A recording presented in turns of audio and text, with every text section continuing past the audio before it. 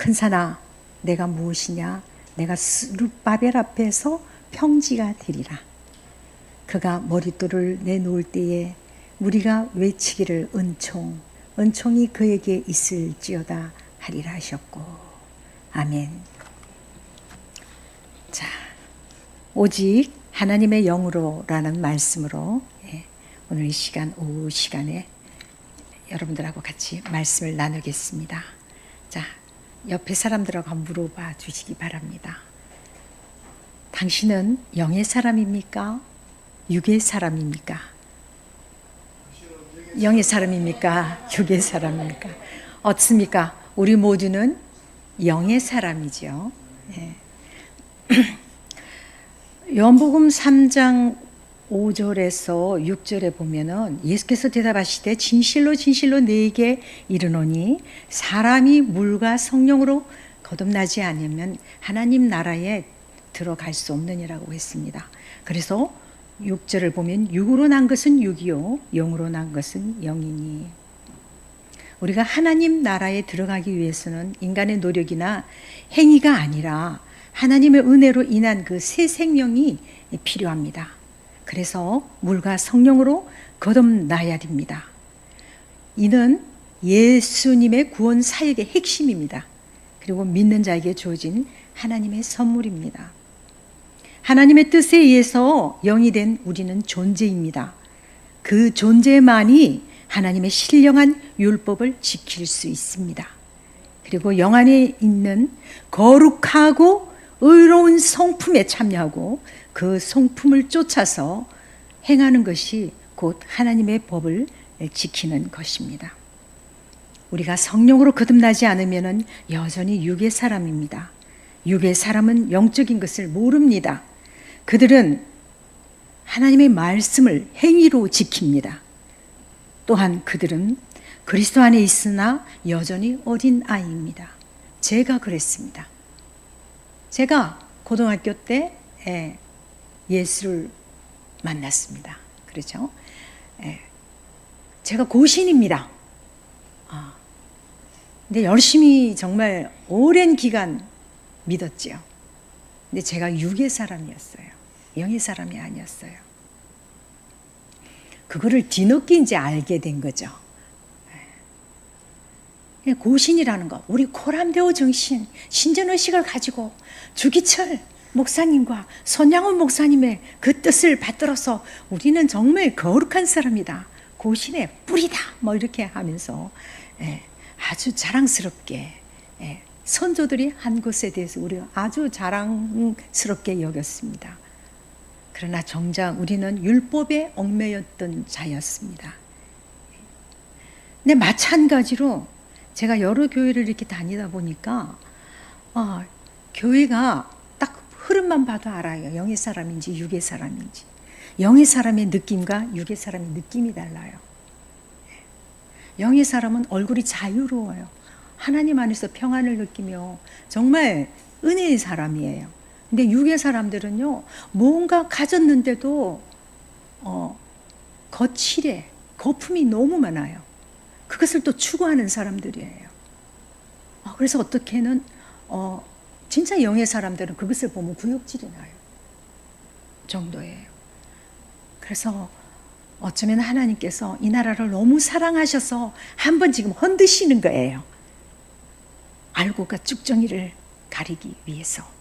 정말 모든 사람들이 영의 사람에 속하기를 위해서, 육의 사람들이 변하기 위해서.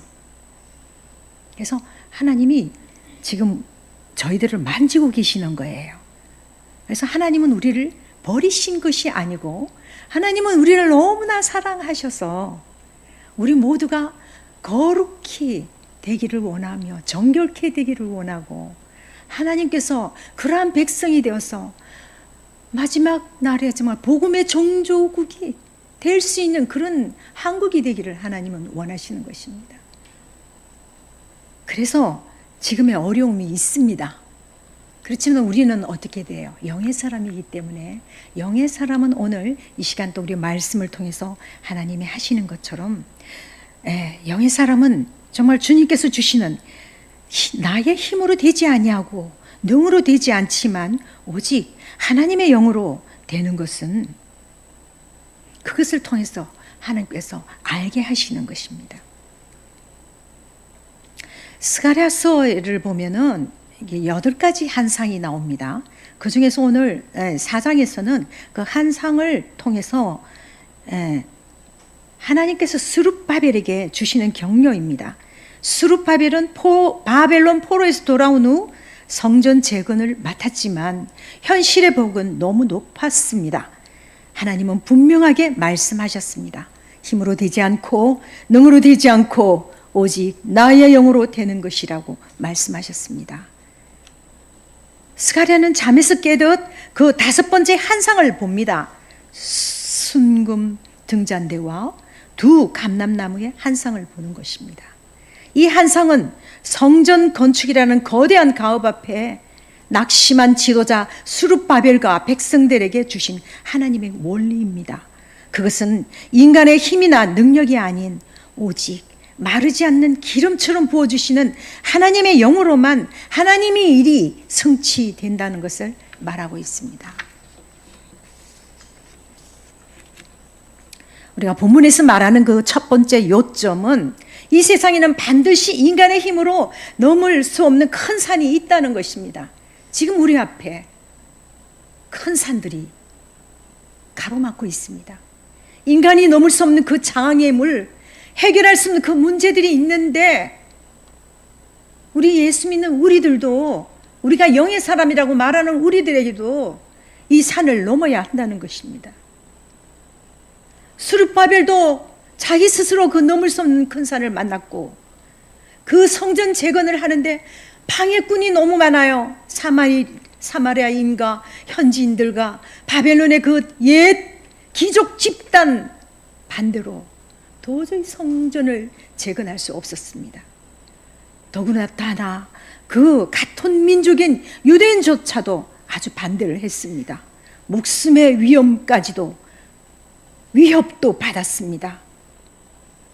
이 어둠의 역사, 이 마귀 사탄의 역사, 왜 우리 믿는 사람에게, 영의 사람들에게 이런 어려움을 당하는가? 그래서 믿는 사람들 중에 소수의 사람들은 이때 시험이 드는 것입니다. 왜 시험이 들까요? 이는 영적인 안목이 없기 때문입니다. 이 세상에서 어둠을 주는 자가 누구입니까? 사탄입니다. 이 어둠의 세력은 불신자보다도 하나님의 자녀들을 괴롭히는 것입니다. 왜냐고요? 하나님의 자녀들은 살아있기 때문입니다. 그런데 이 어둠의 세력이 모르는 것이 있어요. 왜 모를까요? 하나님의 사람들은요, 하나님의 자녀들은 괴롭히면 괴롭힐수록 더 하나님 앞에 납작 엎드리고요, 하나님을 더 찾고요, 믿음이 더 좋아지는 것입니다. 고난이 깊으면 깊을수록, 장애물이 크면 클수록 성도들은 믿음으로 극복을 하는 것입니다. 결국 고난과 장애물이 오히려 우리들의 영적으로, 삶으로 풍성하게 아름다운 결과를 가져오며 우리가 더욱더 영의 사람으로 눈뜸의 역사가 일어나는 것입니다. 두 번째 요점은요, 성령이 역사하시면 어떤 산도 어떤 장애물도 넘을 수 있다는 사실입니다. 스가랴 6장 7절에서 그가 내게 일러 가로되 여호와께서 스룹바벨에게 하신 말씀이 이러하니라. 만군의 여호와께서 말씀하시되 이는 힘으로 되지 아니하고 능으로 되지 아니하고 오직 나의 신으로 되는 것이라. 큰 산아 내가 무엇이냐? 내가 스룹바벨 앞에서 평지가 되리라. 그가 머릿돌을 내어 놓았을 때 무리가 외치기를 은총 은총 그에게 있을지어다 하리라 하셨고, 어떠한 장애물도 또는 큰 산이라 할지라도 성령의 사람, 영의 사람 스룹바벨 앞에서는 평지가 된다는 사실입니다. 지금 우리 가정에서나 교회에서나 또 우리 해운로 교회에서 큰 산들이 무엇입니까? 그것이 어떻게 되는 것입니까? 우리가 납작이 엎드리며 아름답게 순종하며 또 나아갈 때에 그 모든 것들이 평지가 되는 귀한 역사가 일어나는 것입니다. 우리가 숙지해야 할 사실은 장애물 속에는 반드시 영적 사탄의 마귀의 역사가 있다는 것을 우리가 또 알아야 되는 것입니다. 그것을 깨트리는 것은 예수님의 권세밖에 없습니다. 왜냐하면 예수님께서 죽음에서 부활하셔서 사망 권세 깨트리고 하늘 보좌에 앉아 계시기 때문입니다. 주께서 승천하신 후에 우리들 가운데 오신 그 분이 보혜사 성령이십니다. 그래서 우리가 성령의 능력을 받아서 그 역사로 인해서 순종하고 나아가면 어떠한 장애물도 극복하고 승리하는 것입니다. 성령의 역사는 믿고 의지하며 기도하면 어떤 장애물도 쫓아내고 평지로 만들어낸다는 것입니다. 저희들이 같이 수영로 교회 있을 때 여러분들도 같이 겪었지요.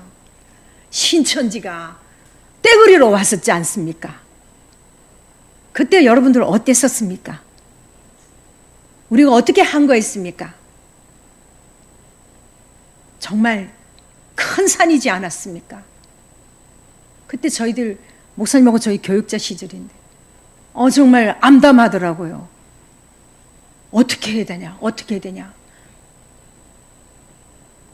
그런데 모두들 잠잠하고 엎드려 기도만 했습니다. 그래서 저도 그렇게 생각했어요. 저 믿음 약한 교육자인 저도요. 그래, 엎드리기만 하고 주님께서 역사하신다는 것을 우리가 알고 기도실로 막 들어갔습니다. 하나님, 주님 앞에 죽겠습니다. 죽으면 죽겠습니다. 하나님이 저 육의 사람을 쓰신 것은요, 제게 하나의 뚝심이 있어요. 큰 일이 닥치면은요, 목숨을 내어놓아요. 하나님, 저 죽겠습니다. 저를 받아주세요. 저를 받아주시옵소서. 죽으라면 죽겠습니다. 하나님은 살아계십니다. 시퍼렇게 살아계셔서 역사하십니다. 우리가 그런 믿음 안에서 결국은 어쨌습니까? 신천지는 물러가고 우리는 승리했지 않습니까?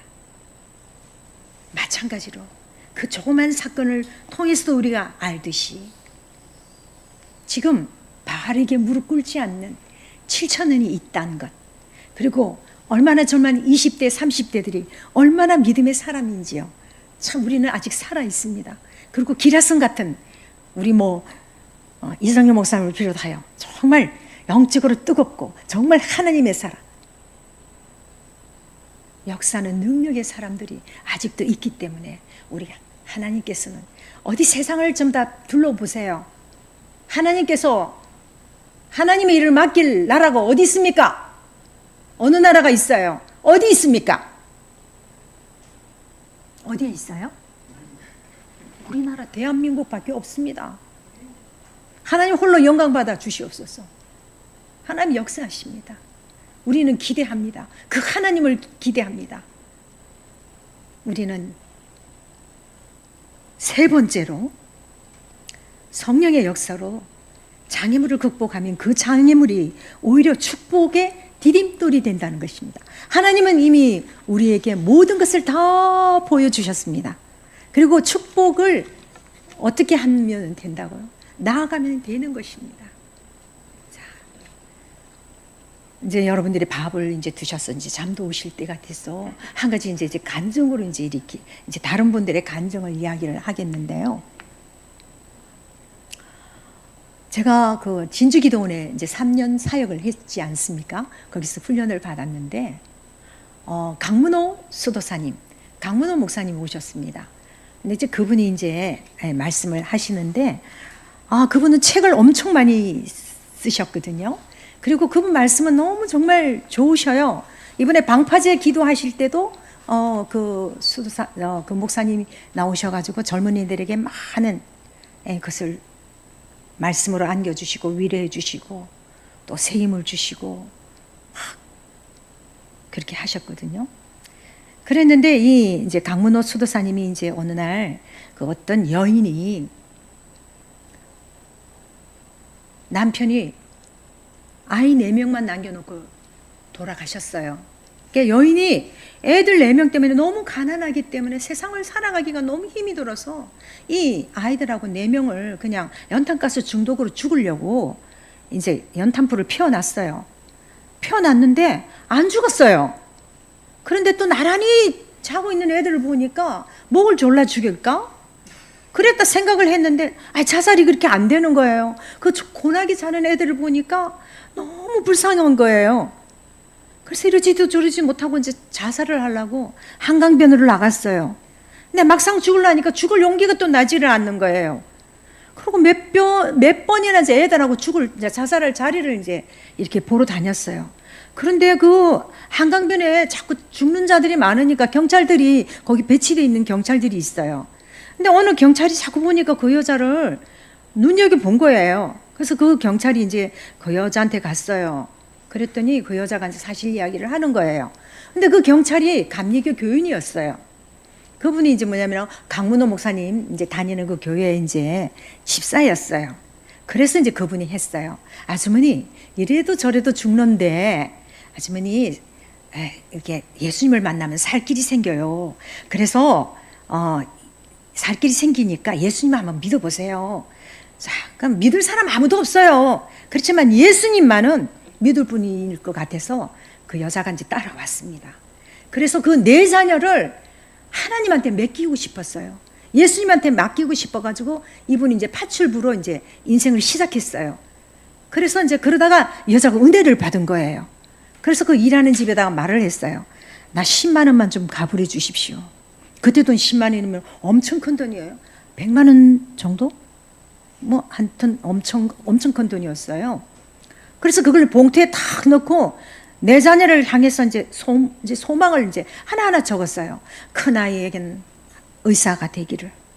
나는 이렇게 정말 비록 이런 신세지만 자식만은 잘 기르고 싶습니다 해서 큰아이는 의사, 둘째는 교수, 셋째는 또 자기가 필요하는 학교 교사, 그 다음에 넷째는 그래도 또 하나님한테 양심이 있으니까 목사, 또 이렇게 해가지고 이제 다 이렇게 하면서 이 여자가 늘 엎드려서 이제 기도를 했습니다.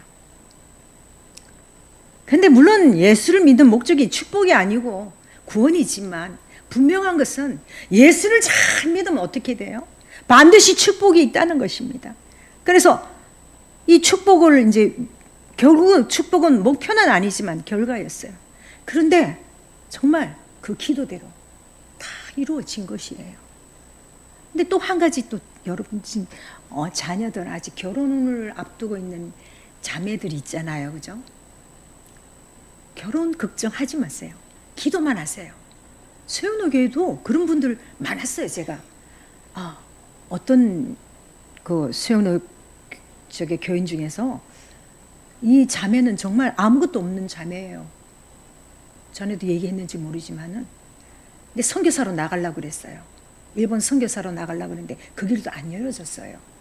그런데 이 자매는 정말 숙식할 것도 별로 없고 그래서 그냥 구성전에서 맨날 교회에서 살다시피 했어요.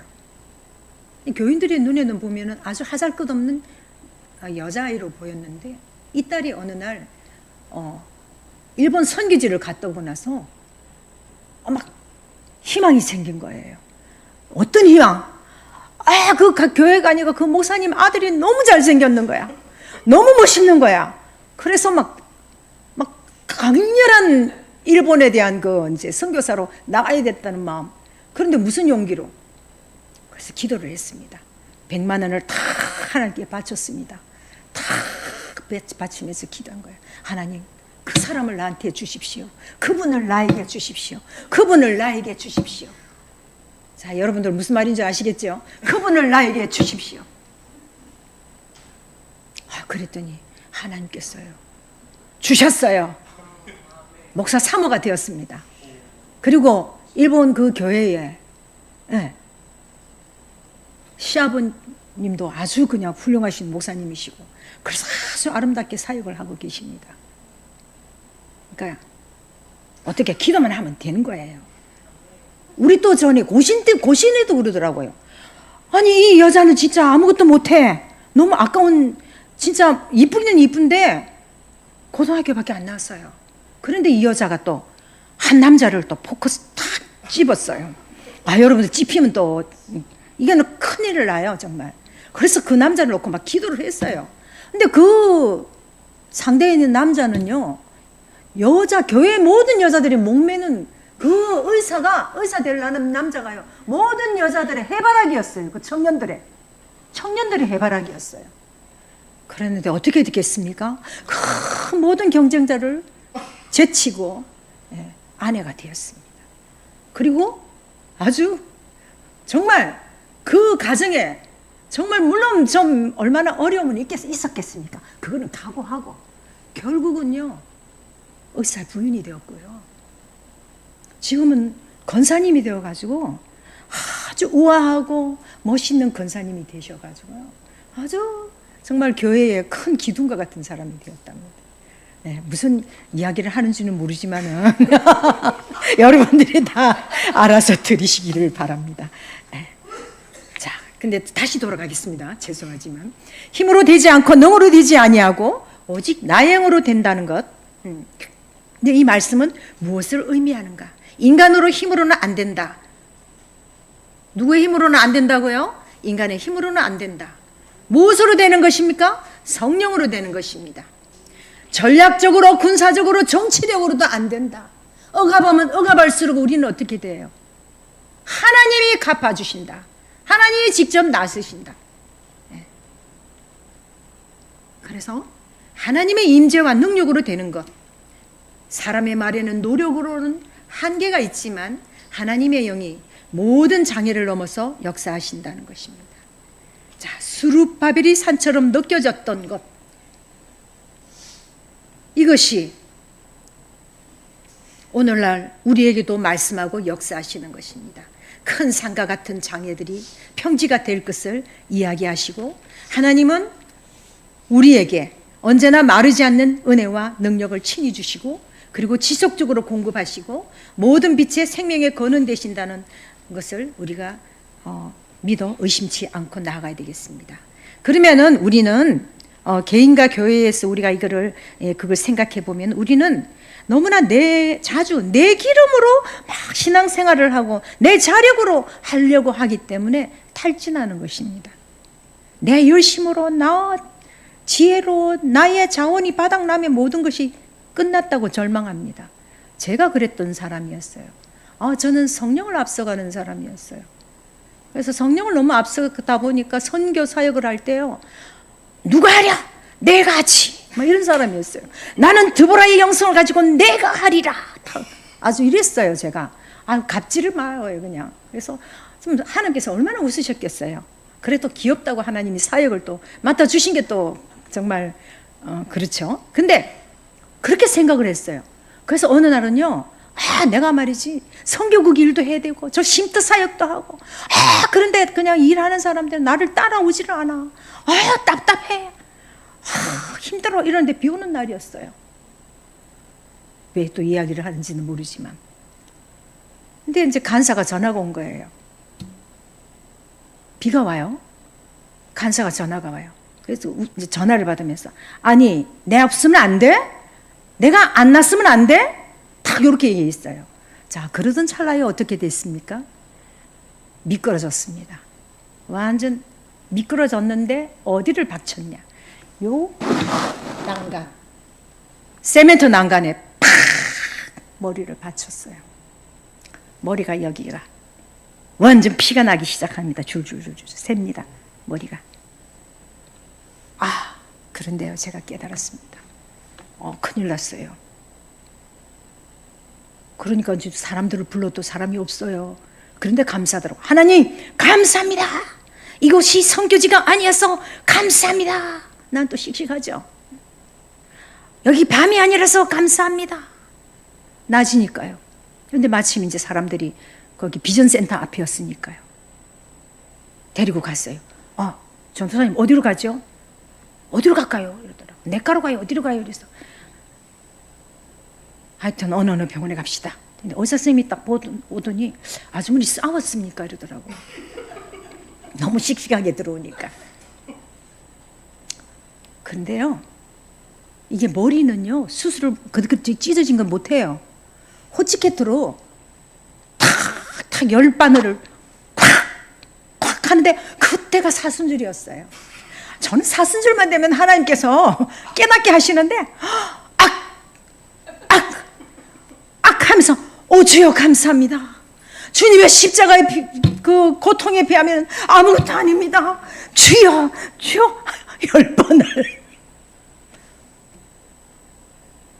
쌤은 센 대로 그렇게 나갑니다. 그래서 여러분들은 앞서서 나가지 말고 조용히 아름답게 수송들면은 수송되는 대로 하나님께서 또 아름답게 쓰신다는 것입니다. 근데 지금은 이제 에너지가 없어요, 제가. 그래서 하나님 쓰세요. 하나님 입술 빌려드립니다. 하나님 몸 빌려드립니다. 이제는 하나님이 하시옵소서. 이런 마음으로 지금 나아가고 있습니다. 1월 차에 이제 목사님이 저를 부르셨습니다. 자, 그렇습니다. 자, 여기까지 하고 간단히 기도드리고 마치도록 하겠습니다.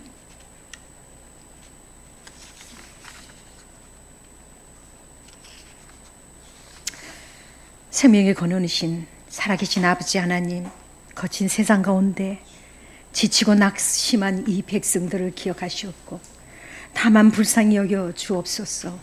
그리하여 우리들이 세상의 소리와 평가에 흔들리지 않게 하시옵소서. 우리는 주님만을 의지합니다. 저희 앞을 가로막는 태산 같은 문제 앞에서도 오직 나의 영으로 되느니라 하시는 하나님의 말씀에 의지하여서 이 백성과 교회와 우리들의 개인들의 가정과 우리들의 삶 속에서 우리의 힘과 능력이 되시며 문제의 크기보다 더 크신 주님을 신뢰함으로 모든 문제의 산이 평지가 되는 은혜를 경험할 수 있게 도와주시옵소서. 예수 그리스도의 이름으로 기도드립니다. 아멘.